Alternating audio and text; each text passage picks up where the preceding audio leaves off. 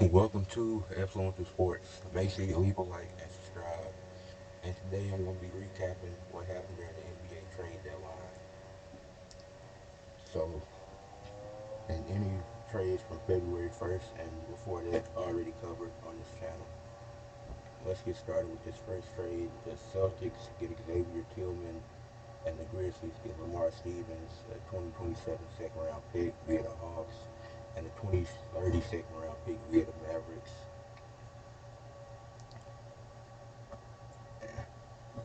Honestly, don't know what to think about this trade.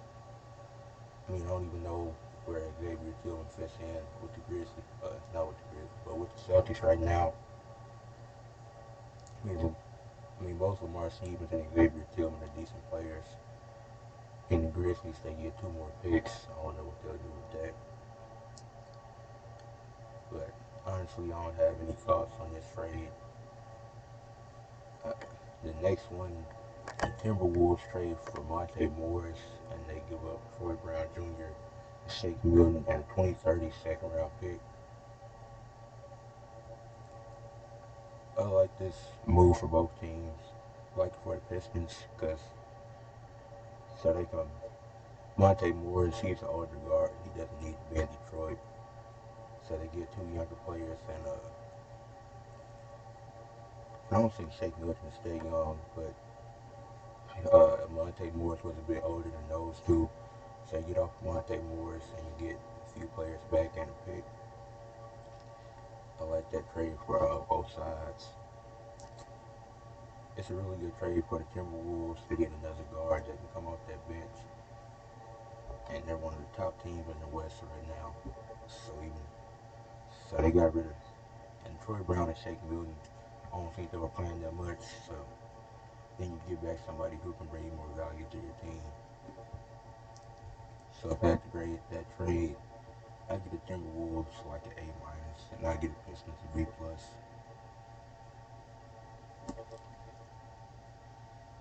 The next trade, there's a move by the Pistons. They get Fontecchio from the Jazz, and the Jazz get Kevin Knox, a future second round picks, and rights to Gabriella Prosada, probably a guy overseas. Don't know too much about him. This trade is kind of weird. Uh, I think the Jazz will lose this trade right here. Fontecchio has been pretty solid this season for Utah, so it's kind of weird to see them give him up. For the Pistons, another good move. I would give this trade right here for the Pistons. I'll give them an A.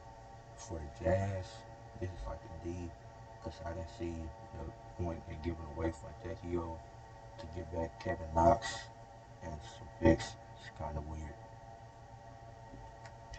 Then the Warriors made a move, not the move the Warriors fans wanted them to make, but they gave up.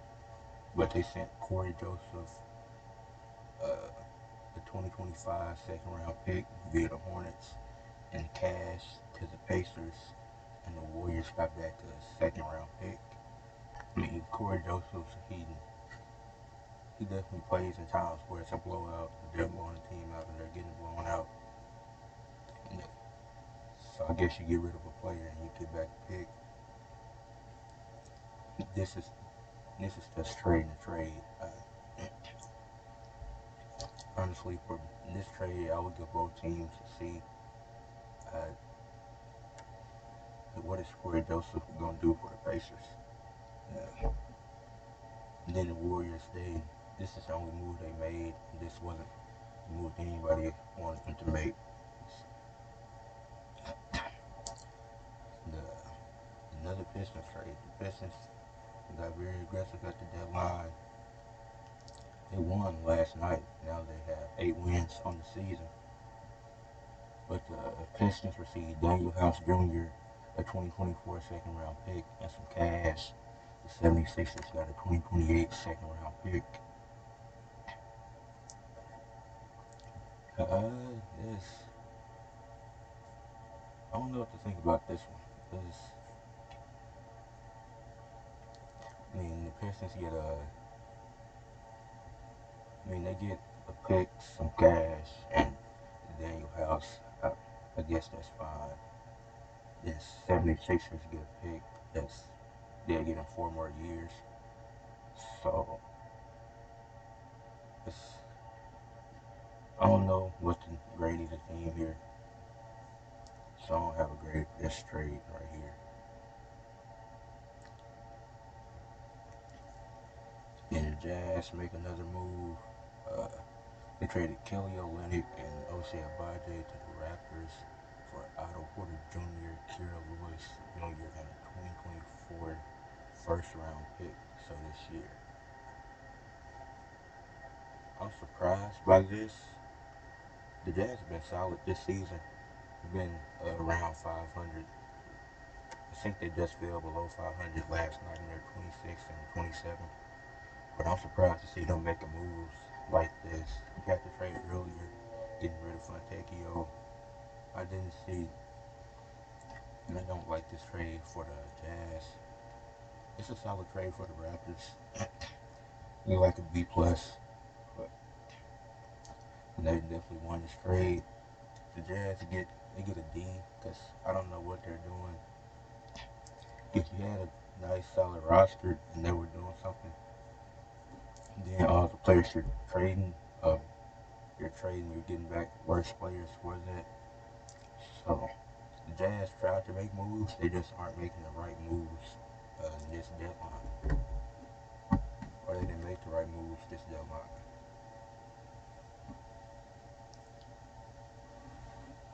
Alright, next, the Kings get Robin Lopez and cash, and the Bucks get draft rights to Dimitrios or Argaranovich. Who is that? Probably another overseas guy. I mean, Robin Lopez wasn't doing much for the Bucks. I don't know what he's going to do for the Kings. You know, see the team as a winner or loser of this trade. I mean, I guess the Kings, they get back some cash. But, like some of these trades, the teams just trading the trade. The next one, now the Mavericks were another team. They got aggressive at the deadline. And I like this trade right here. And they got Daniel Gafford from the Wizards. And they sent back Sean Holmes and the 2024 first round pick from the via OKC. Now Daniel Gafford, he's a great defender. He's a really great at the rim. So I like this trade for Dallas. They already had Derek Lively, who's a good defender, but now I know he's been out for a little bit, and now you get Daniel Gafford. You bring some more defense to the team, and you can have them rotating as a starting backup center, and that's going to be really helpful for the Mavericks. I love this for Gafford. He gets out of Washington. He gets to go play with Luke and Kyrie. And Daniel Gafford is much better than Rashawn Holmes. And the Wizards, they do get back a first round pick. So they should have two in this draft, if I'm not mistaken. But I see the Mavericks. For the Mavericks, I would give this like an A. For the Wizards, the first round pick is what's making a. If it was just Gafford for Rashawn Holmes, it'd probably be uh, it'd probably be like a C minus D plus. But I give it a solid C for the Wizards because the first round pick it's not going to be a lottery pick. But you can definitely find gems towards the end of the first round, like middle of the first round. But the Mavericks, they gotta steal with this trade. These next two trades, y'all see, I don't think they have to cover these. I mean, the Celtics get a second round pick, and the Blazers get Ben Toon and cash. Then the Celtics add Jaden Springer from the 76ers. The Sixers give back the 2024 second round pick. No thoughts on either one of these trades. And I'm gonna cover every one. I mean, that's and at the end of the day, it's the GM's decisions of who they want to trade, why, and where. With some of these moves, it's just, what's the point? I mean, in the Sixers trade, So the Sixers, they get back a pick, and the Celtics get a pick back. And, but the Celtics also got another player. I don't think Dayton Springer is going to be playing much in Boston. Then the Blazers got cash, which I guess can help in the off season. But going on to the next one, the Mavericks and OKC swapped picks. So the Mavericks got a first round pick for this year's upcoming draft, and OKC received the 2028 first round pick swap. Uh, so the Mavericks will still have a first round. Okay, I'm kind of some of the trades it was just trading the trade, but this one is actually kind of confused with this one. I mean, you don't know what either team will look like in 2028. So, I mean, cool, but and the Mavericks will have a pick. Okay. The next one, the Milwaukee Bucks received Patrick Beverley, and the 76ers received Cam Payne and the 2027 second round pick. I like this trade I especially like it for the Bucks, because none of their guards are good defenders. They had Dame, Malik Beasley, Cam Payne, none of who are great or good defenders.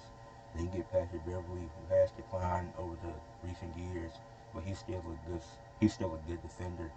He's gonna bring that grittiness and toughness to the Bucks, and he should help them, especially when Dame is off the floor.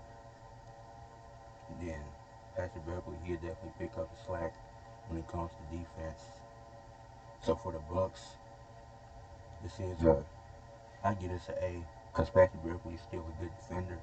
Now offensively, he's not bringing you much, so you lose a bit of that with Cam Payne, and it's not like he's an amazing offensive player, but he's better than Patrick Beverley offensively at this point. But the 76ers, they get back Cam Payne, a second round pick. I mean, it's not much you could have gotten for Patrick Beverley, so I see this as a win-win trade. Then you have the Nets and Raptors making a deal. The Nets got Dennis Schroeder and Thaddeus Young, and the Raptors got Spencer Dinwiddie. And it was reported that Spencer Dinwiddie is expected to be bought out by the Raptors. So for the Raptors, they get off a Schroeder and Thaddeus Young. I mean, for the Nets, is if they don't buy either one of these guys out and they keep them, I mean, they could help. They definitely help add more veteran presence to the locker room. Something like that. If the Nets want to make a play-in push or something like that, they have two guys with a lot of experience. Then for the Raptors, they're going into complete rebuild mode, and then they're going to release Spencer Dinwiddie. So I like this trade for both sides. I give both teams B plus, because the Nets going from Spencer Dinwiddie to Dennis Schroeder in terms of a guard. Not much difference at this point in their careers, but hey, both of them get a B plus. And the Knicks weren't done when they got OG Anunoby a few weeks ago, and Dante DiVincenzo in the off season. So the Knicks at the deadline, and the Pistons been were aggressive this deadline. The Knicks got Alec Burks and Bojan Bogdanovic. Alec Burks is shooting around like 40% from three, if I'm not mistaken. Bojan is averaging 20 points. So the Knicks will get two good shooters to add to their already deep roster, and they're looking like one of the scariest teams in the East. I say the Celtics, Cavaliers, and Knicks are the top three teams in the East after what transpired at the deadline. Then the Pistons, they get back, and they get a solid package back for Bojan and Alec Burks. They get Evan Fournier, Malachi Flynn, Quentin Grimes, Ryan Archie-Nakido, two future second round picks, and cash considerations. So for the Knicks, this is the first A plus I'm giving. I would really like this trade for the Knicks. They already have a good roster. They have a few players hurt right now, but once everybody is healthy, this is a dangerous team to play against. And they just added more shooting to already deep roster with good defense. You have Jalen Brunson, who's amazing. So I really like this for the Knicks and the Pistons. They weren't winning. They knew they had to make moves at the deadline, and they did that. And they get back a solid. They get back a good package for what they gave up.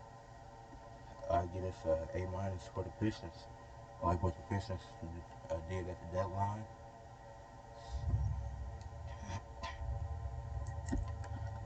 OKC and Charlotte. So OKC received Gordon Hayward. The Hornets received the Vasily Miocic, Trey Mann, Davis Bertans, a 2024 second round pick via the Rockets, and a 2025 second round pick via the 76ers. Hayward adds a veteran presence is left. I wonder what the lineup for OKC looks like now.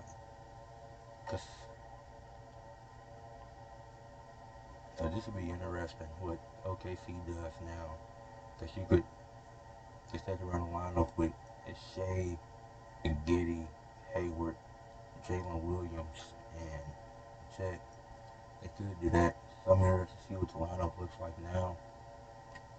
I mean, Gordon Hayward's a bit older now and had the injury history in the past.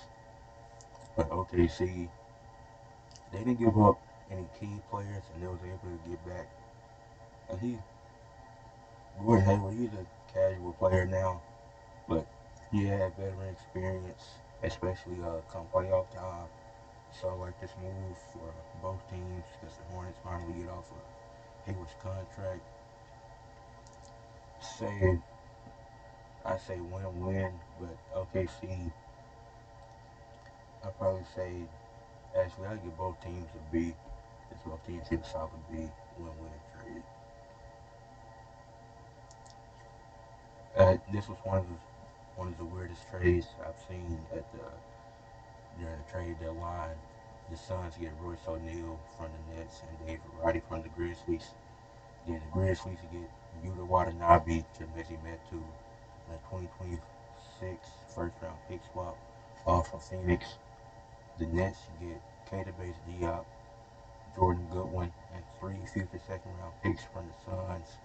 And they also get draft rights to Vanja Markovic from the Grizzlies. The Suns definitely come out as winners of this trade. I give them an A because Russ O'Neal, he's a good perimeter defender. And that's what the Suns need right now is defense.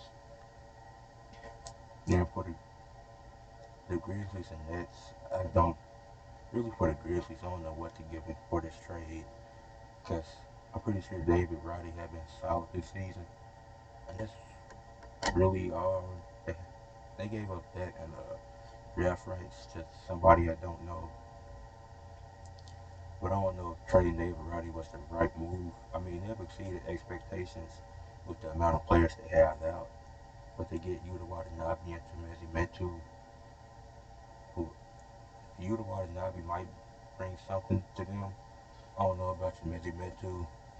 The Nets get like a B minus. I mean, you got 2 solid role players back, and you got some picks.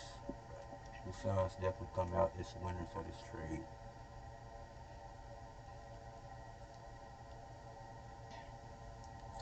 And so, Buddy Hield to the 76ers was a 3-team deal. Did not know this. So I knew the 76ers got Buddy Hield, but I didn't know the Spurs were involved too. So the 76ers get Buddy Hield, which I love this. You add shooting to the team. And he finally gets out of Indiana because he's been in trade rumors forever. The Pacers get Furkan Korkmaz from Philadelphia. They get Doug McDermott from the Spurs. They also get cash from the 76ers. They get a 2024 and 2029 second round pick. And these are some Raptors and Blazers picks. And the Spurs get Marcus Morris, cash considerations, and a 2029 second round pick via the Clippers. So for, and I think Marcus Morris is going to get bought out. So for the Spurs, I think this is going to help them in the off season because they get rid of Doug McDermott, they get back a pick, and they get some cash. So while they could have done more at the trade deadline, I don't know. Let me go over the other stuff first to see what I grade the Spurs. For the 76ers, this was a great move right here because you add some more shooting to your team. But I like this for the 76ers. I give that a B plus because I don't know what his Hield contract is. I don't know how much time he has left. And then definitely, or move it up to an A minus because once Embiid comes back, it's gonna be hard to stop that team. For the Pacers, they get back some picks and cash, and they finally get off Buddy Hield. Feel like they could have got, maybe they could have got some more role player, maybe one more role player for Buddy Hield, just like a B for the Pacers. I also say like B for the Spurs. As I say C for the Spurs, because they definitely could have did more at the trade deadline than just giving up Doug McDermott. And then the last trade is the Mavericks adding P.J. Washington. The Mavericks got P.J. Washington, a 2024 second round pick, and a 2028 second round pick. The Hornets received Grant Williams, Seth Curry, and a 2027 first round pick. This was another good trade by the Mavericks. I'm glad the Mavericks made some moves at the deadline. Grant Williams may have been the better defender, but P.J. Washington is definitely bringing more energy and a better offensive player.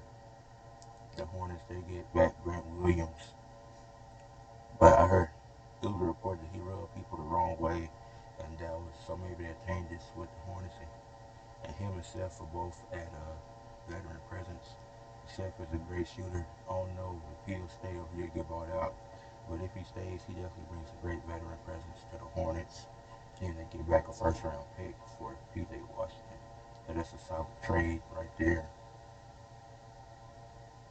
I think this is a win-win trade. The Mavericks, they get back 2 seconds along with P.J. Washington. And now this run. And now the Mavericks, they're really a threat. I think this makes, with them getting Gafford and P.J. Washington, I think this makes them real dangerous in the Western Conference. But for the Mavericks, I say A minus. Well, I say A for the Mavericks, A minus for the Hornets. But those are all the trades for the NBA trade deadline. I just recap, gave my grades on them. If you disagree or on any of the grades I gave for the trade deadline, let me know in the comments. Make sure you leave a like on the video and subscribe to the channel. Peace.